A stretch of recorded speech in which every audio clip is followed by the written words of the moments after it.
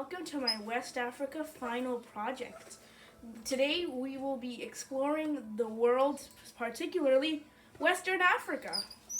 So, yeah. But first, before we do any of that, we have to go through geography. So, cut to you, Soria, who is in the backyard ready to cover geography. Hello. Today you're joining me from not West Africa, and today I'm going to talk about West African geography. So the first thing, the northernmost thing in West African geography is the inhospitable Sahara Desert. Here you can see the Sahara Desert.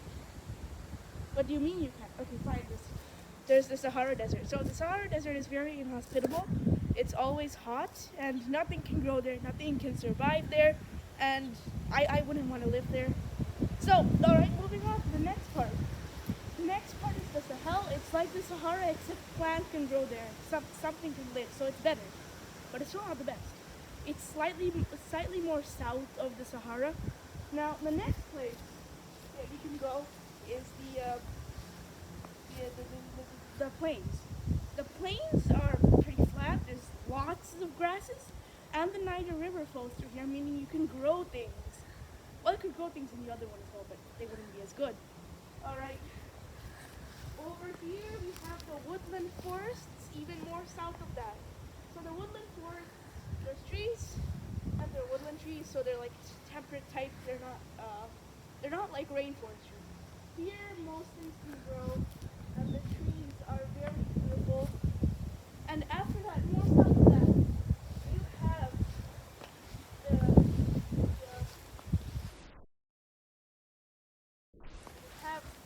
the jungle. Now the jungle is very dense, and there's a lot of types of animals in the jungle. It's the southernmost aspect in West Africa before you head on to the Atlantic Ocean, which is just south of that. So I hope you all enjoyed the geography of West Africa. Back to you, other Soria. Thank you, Soria. That geography was very good. You did an amazing job. All right, now we need to cut to third Soria because he needs to cover the empires, the three major empires of West Africa: the Ghana, the Mali, and the Songhai. Hello, it's me again, and thank you for introducing me. It's me, Third Soria, and we're going to go over the first of the empires, the Ghana Empire. So, the Ghana Empire was in West Africa, of course, and the major important thing about it is it was between the Sahara and the southern regions. That is because in the Sahara, of course, there was salt. In the southern regions, there was gold. So in the empire, a huge trade of salt and gold emerged, going from one side of the empire to the other, or going through the empire. So the very clever emperor at the time decided, what if we could tax? Taxes sound like a good idea. So what he did is he taxed everything that goes into the empire and comes out. So the empire grew very rich. Now, let's explain how the empire actually started. The empire started when a bunch of Songhai tribes in the region banded together to form the empire. The major advantage over the other regions in the area was that they had iron tools. So what that allowed is for them to go and fight other people to gain land. So that's the rise of the Ghana Empire. Thank you. We'll cut back to you first, Soria. Pretty good. Don't you think that Soria number 3 did a good job? All right. So the Ghana Empire can't last forever, but it needs to fall because it's an empire and it doesn't exist anymore. So we're gonna explain how it fell and the Mali Empire started. The Mali Empire is pretty cool. So yeah. Soria number 1, as you said, the Ghana Empire really did fall. And the first part of its fall was when the Muslim Almoravids from the empire thought that they had to take control and it was their destiny. So they sacked the capital of Kumbi in, I believe, 1073. However, and they kept fighting and fighting. After 14 years of fighting, the Ghana Empire was severely weakened, and they also killed the king at the time. After they got the king back, the empire was so weakened that it couldn't last anymore. There were also problems in agriculture, like overgrazing. There were a lot of problems in the empire at the time, and well, it just couldn't last. So the empire just fell over. All right. Well, that's a sad end for the Ghana Empire. Next, we're going to talk about the Mali Empire. Okay, so you're telling me the Ghana Empire fell. So what came after the Ghana Empire, and how did it overthrow all of the remnants of the Ghana Empire that came before? Okay, cut back to you. Sorry, our number is, we're at 4, right? We're at 4. Okay. All right. So the Mali Empire rose because of their first very powerful leader, and his name was Sundiata. So Sundiata, what he did was that he really agriculturalized the empire so that the same fate wouldn't happen to what happened to the empire before, which was Ghana, where overgrazing really damaged it.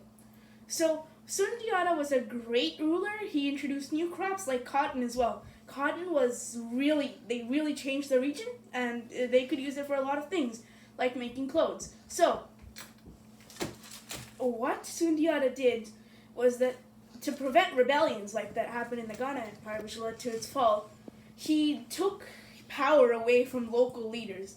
So, he took power away, and these local leaders sometimes had the title Mansa. So he just took all of their powers away, and now he was the only ruler of the Grand Empire. They also took the same advice from the Ghana and stuck to the Southern gold trade. Alright, hello, welcome to the part in the show where we do some interviews. So I'm about to dial up Sundiata right over here, and we're going to talk to him. Oh, hello. Hello, it's us. It's a local news company, and we would like to do some interviews. Okay, so the first question we would like to ask you, Sundiata, is what led you to the idea of agriculturalizing your empire?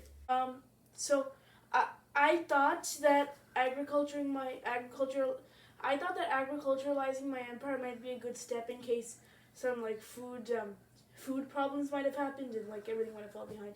That was one of the reasons why the Ghana Empire fell before me. Next question. What led you to the idea of taking power away from the local leaders in the area? Because that's something that might be controversial. What led you to this idea? I took powers away from local leaders because I thought that if they had less of a second person, they could trust in my empire more and work together for me, not whoever their local leader was. Alright, thanks. Thanks, Sundiata. You've been a great guest on our show. I'm sorry you couldn't appear today. The pandemic is just destroying everything. You couldn't show up. So, well, we're going to talk about the Mali Empire. So, we're also going to dial up Mansa Musa after this one as well. I hope you're liking the interviews. So, Mansa Musa was the richest man who ever lived, and he was probably the best ruler of Mali as well. So, what Mansa Musa did is, or what he's famous for, is going on his very long Hajj all the way to the Mecca. On his way, he actually broke Egypt's economy because he spent so much gold and gave so much gold away to everyone else. And his Hajj was one of the biggest in the world. He himself brought hundreds, thousands of more people along with them, of course, to go with them. Many camels, many everything, many soldiers. He brought everything with them all the way to Mecca. And he was also a devout Muslim, as you can probably tell from what I'm telling you over here. Alright, and now it comes the part where we have to dial him up, so let's do that, shall we? How long do you think it's going to be before he picks up? Oh, my phone's ringing.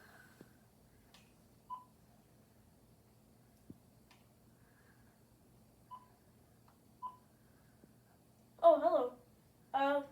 Hello, Mansa Musa. We're at we're your local news station. We would like to interview you about your grand empire and your Hajj.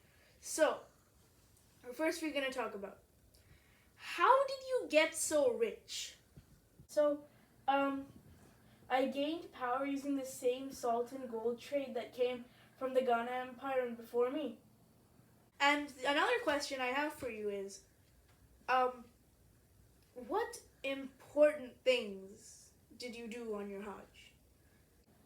I brought so many things with me because I wanted protection from my soldiers, and I also wanted to show the world the riches of Mali so that we could spread the idea of Mali being a place of education so other people can visit us. Alright, thanks. Bye. So, it turns out Sundiata is very nice. Alright, so, but what happened to his empire? What happened? What was the fall of the Mali Empire and the rise of the next empire? What happened in between? And what was this Mali Empire like? Let's find out. Alright, another thing that Mansa Musa is famous for is annexing the city of Timbuktu into his empire. And he made those two cities major hubs of education and commerce. He turned those cities, which used to be just normal cities, and he made them the grand jewel of the empire, although they weren't his capital. The city of Timbuktu flourished way after his empire, even though, because it could support itself in the other empires. It was so advanced. The city of Timbuktu still exists today, except it's nothing of what it used to be. It's just a shell. Right, so as you can see, the Mali Empire was pretty big. But how did it collapse? Well, it didn't really collapse. It just kind of weakened and weakened and weakened until it was no more. What came after, though, was the Songhai Empire.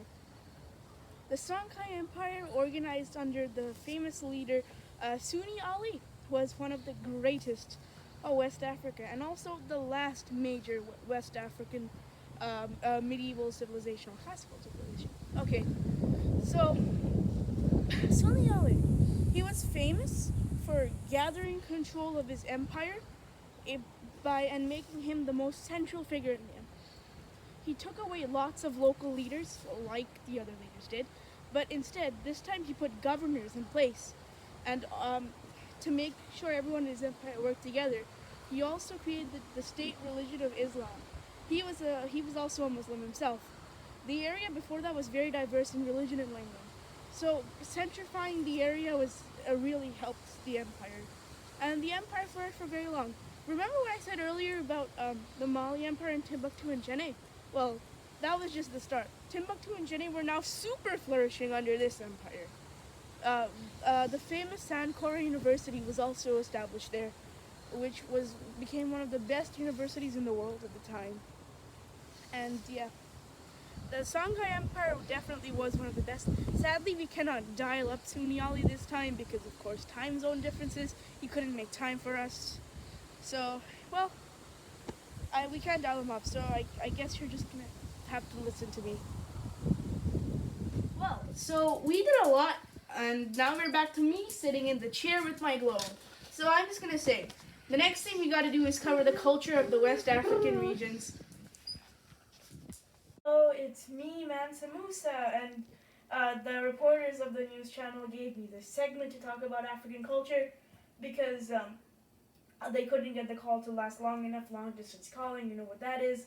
So our West African clothing was sewn in thin horizontal stripes from cotton, and cotton was really important in our culture because Sundiata, one of the first kings of Mali, they planted a lot of cotton and maximized agriculture in the area. Another thing is their art. Art is pretty important in our society. Some pieces of art were used in prayer. They would make statues of humanoids and other things, but in wood, and they would use them in prayer. Sometimes they would make masks of animals, and then they dance around the fire with them and make them look fierce as it would in the reflections. Telling stories was also pretty important, so you could pass down history. And telling stories is also a very nice pastime. Uh, Singing and dancing in our culture is almost as important as our actual art in our culture as well. So, it's pretty important. Thanks for coming to my segment. Thanks for coming to my TED Talk. All right.